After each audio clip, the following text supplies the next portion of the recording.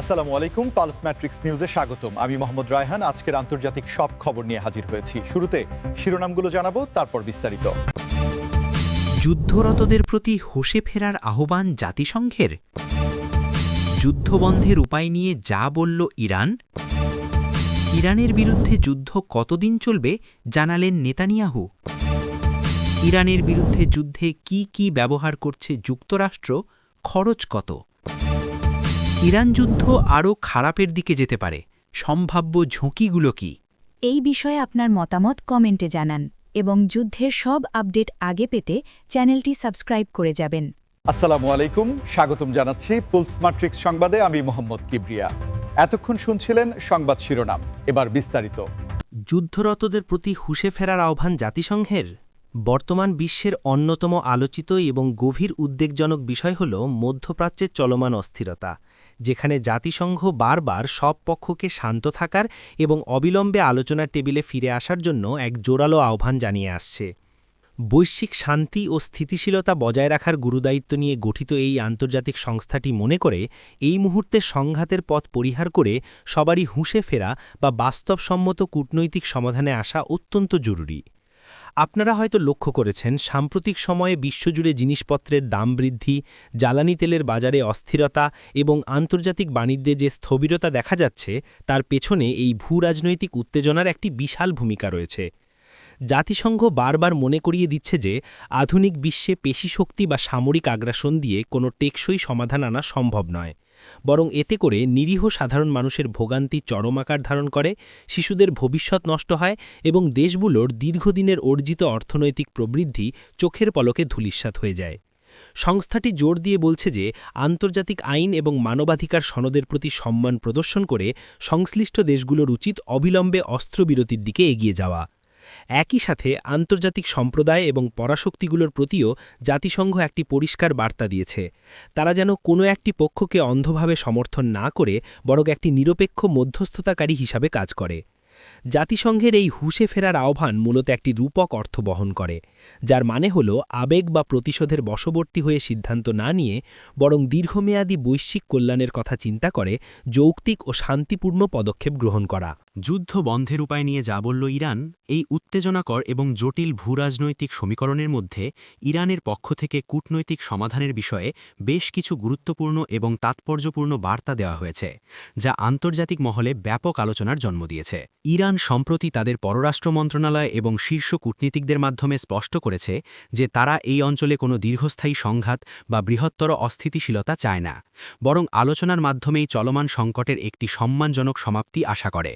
Iran মনে করে এই যুদ্ধ বন্ধের প্রধান উপায় হল বাইরের পরাশক্তিগুলোর অনাকাঙ্ক্ষিত হস্তক্ষেপ বন্ধ করা এবং আঞ্চলিক দেশগুলোর মধ্যে পারস্পরিক বোঝাপড়ার একটি মজবুত ভিত্তি তৈরি করা। তাদের মতে মধ্যপ্রাচ্যের সমস্যাগুলোর সমাধান এই অঞ্চলের দেশগুলোকেই করতে হবে। কোনো বহিরাগত রাষ্ট্রের চাপিয়ে দেওয়া সিদ্ধান্ত এখানে টেকসই শান্তি আনতে পারবে না। পাশাপাশি ইরান আন্তর্জাতিক সম্প্রদায়ের কাছে আহ্বান জানিয়েছে যেন তারা দ্বিমুখী নীতি পরিহার করে এবং আন্তর্জাতিক আইন সবার জন্য সমানভাবে প্রয়োগ করে। অর্থনৈতিক দৃষ্টিকোণ থেকে বিচার করলে দেখা যায়, দীর্ঘদিনের আন্তর্জাতিক নিষেধাজ্ঞার কারণে ইরানের অভ্যন্তরীণ অর্থনীতি এমনিতেই বেশ চাপের মধ্যে রয়েছে। তাই নতুন করে কোনো বড় ধরনের যুদ্ধে জড়ানো তাদের নিজস্ব অর্থনৈতিক উন্নয়ন এবং সাধারণ নাগরিকদের জীবনযাত্রার জন্য কখনোই ইতিবাচক কিছু বয়ে আনবে না। এই বাস্তবতা অনুধাবন করেই ইরান বর্তমানে তাদের প্রতিবেশী দেশগুলো যেমন ওমান, কাতার এবং অন্যান্য আরব দেশগুলোর সাথে নিবিড় যোগাযোগ রক্ষা করে চলেছে, যাতে করে একটি পরোক্ষ আলোচনার মাধ্যম বা ব্যাক চ্যানেল ডিপ্লোমেসি চালু রাখা যায়। ইরানের এই কূটনৈতিক তৎপরতা প্রমাণ করে যে তারা সংঘাতকে অনির্দিষ্টকালের জন্য টেনে নেওয়ার পরিবর্তে একটি নির্দিষ্ট শর্তের ভিত্তিতে যুদ্ধবিরতিতে যেতে আগ্রহী। তবে তারা এটাও স্পষ্ট করে দিয়েছে যে তাদের জাতীয় নিরাপত্তা এবং সার্বভৌমত্বের প্রশ্নে তারা কোনো ধরনের আপোষ করবে না। ইরানের বিরুদ্ধে যুদ্ধ কতদিন চলবে জানালেন নেতানিয়াহু। অন্যদিকে ইসরায়েলের শীর্ষ নেতৃত্বের তরফ থেকে বিশেষ করে প্রধানমন্ত্রী বেনিয়ামিন নেতানিয়াহুর সাম্প্রতিক কিছু বক্তব্যে এই দীর্ঘমেয়াদী সংঘাতের একটি পরিষ্কার রূপরেখা এবং ভবিষ্যৎ পরিকল্পনা সম্পর্কে ইঙ্গিত দেওয়া হয়েছে, যা বিশ্ব গণমাধ্যমে ব্যাপক আলোড়ন সৃষ্টি করেছে।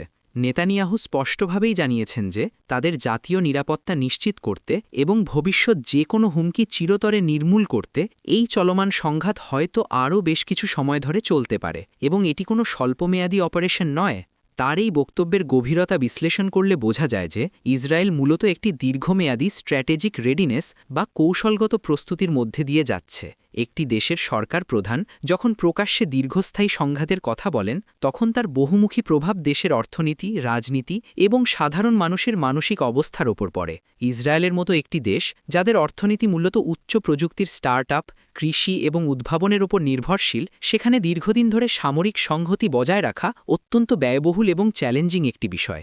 দেশের একটি বড় অংশের কর্মক্ষম তরুণ যখন রিজার্ভ ফোর্স হিসেবে দীর্ঘদিন সামরিক দায়িত্বে নিয়োজিত থাকেন, তখন স্বভাবতই এর একটি নেতিবাচক প্রভাব দেশের মূল অর্থনীতি এবং উৎপাদনশীলতার ওপর পড়ে। তা সত্ত্বেও নেতানিয়াহু তার দেশের নাগরিকদের এই বার্তা দেওয়ার চেষ্টা করছেন যে বর্তমানের এই কষ্ট বা অর্থনৈতিক ক্ষতি ভবিষ্যতের একটি সুরক্ষিত এবং নিরাপদ রাষ্ট্রের জন্য অপরিহার্য একটি বিনিয়োগ। ইসরায়েলের প্রতিরক্ষা মতবাদ বা ডিফেন্স ডক্ট্রিন অনুযায়ী তারা তাদের সীমান্তে কোনো ধরনের বড় হুমকিকে প্রশ্রয় দিতে রাজি নয় এবং সেই লক্ষ্য অর্জনের জন্য তারা যে কোনো মূল্য চোকাতে প্রস্তুত। তবে নেতানিয়াহুর এই দীর্ঘমেয়াদী যুদ্ধের ঘোষণায় আন্তর্জাতিক অঙ্গনে বেশ মিশ্র প্রতিক্রিয়ার সৃষ্টি হয়েছে। অনেক পশ্চিমা মিত্র দেশও এখনই দীর্ঘস্থায়ী অস্থিতিশীলতা নিয়ে উদ্বেগ প্রকাশ করতে শুরু করেছে, কারণ এর ফলে পুরো মধ্যপ্রাচ্যের মানচিত্রে একটি বড় ধরনের পরিবর্তন আসতে পারে।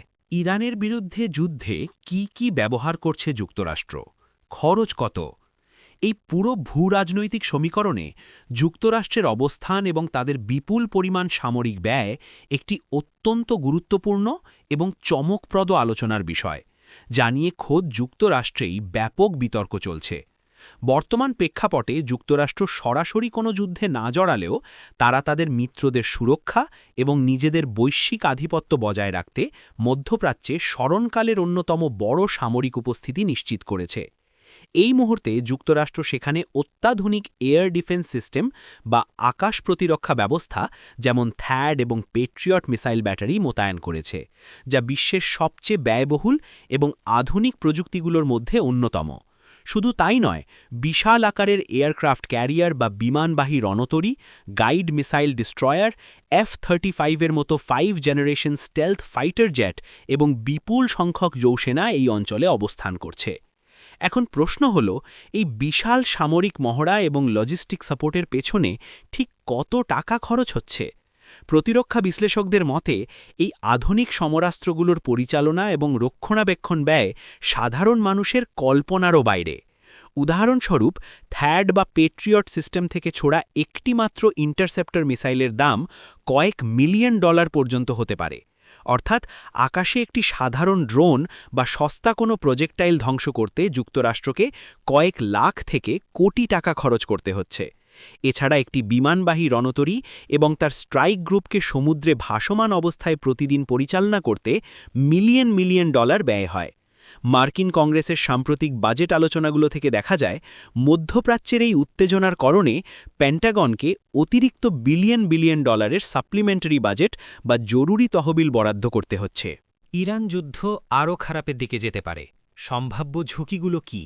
চলমান এই বহুমুখী উত্তেজনা এবং সংঘাত যদি কোনো কারণে নিয়ন্ত্রণের বাইরে চলে যায় বা আরও খারাপের দিকে মোড় নেয়, তবে পুরো বিশ্বের জন্য তা কী ধরনের ভয়াবহ এবং অকল্পনীয় ঝুঁকি তৈরি করতে পারে তা নিয়ে বিশ্বজুড়ে অর্থনীতিবিদ, সমাজবিজ্ঞানী এবং আন্তর্জাতিক সম্পর্ক বিশ্লেষকরা অত্যন্ত গভীর উদ্বেগ প্রকাশ করেছেন।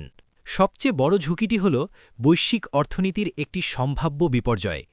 আপনারা জানেন যে মধ্যপ্রাচ্য হল পুরো বিশ্বের জ্বালানি তেলের সবচেয়ে বড় যোগানদাতা এবং হরমুজ প্রণালীর মতো গুরুত্বপূর্ণ সামুদ্রিক পথ দিয়ে বিশ্বের একটি বিশাল অংশের তেল ও গ্যাস পরিবাহিত হয়। যদি পরিস্থিতি আরও খারাপ হয় এবং এই সামুদ্রিক পথগুলো কোনোভাবে বন্ধ বা অনিরাপদ হয়ে যায়, তবে আন্তর্জাতিক বাজারে জ্বালানি তেলের দাম রাতারাতি আকাশ ছুঁতে পারে। তেলের দাম বাড়লে এর সরাসরি প্রভাব পড়বে পরিবহন খাত, উৎপাদন শিল্প এবং নিত্যপ্রয়োজনীয় পণ্যের ওপর, যার ফলে বাংলাদেশ সহ বিশ্বের উন্নয়নশীল এবং অনুন্নত দেশগুলোতে মূল্যস্ফীতি বা ইনফ্লেশন ভয়াবহ আকার ধারণ করবে। মানুষ তাদের প্রাত্যহিক জীবনের মৌলিক চাহিদা মেটাতেই হিমশিম খাবে। দ্বিতীয়ত, একটি বৃহত্তর সংঘাতের ফলে এই অঞ্চলে একটি নতুন এবং বিশাল মাত্রার শরণার্থী সংকট তৈরি হতে পারে, যা ইউরোপ এবং এশিয়ার দেশগুলোর উপর প্রচণ্ড অর্থনৈতিক এবং সামাজিক চাপ সৃষ্টি করবে। এছাড়া আধুনিক যুদ্ধে ব্যবহৃত অত্যাধুনিক প্রযুক্তি এবং সাইবার হামলার ঝুঁকিও একটি বড় চিন্তার বিষয়।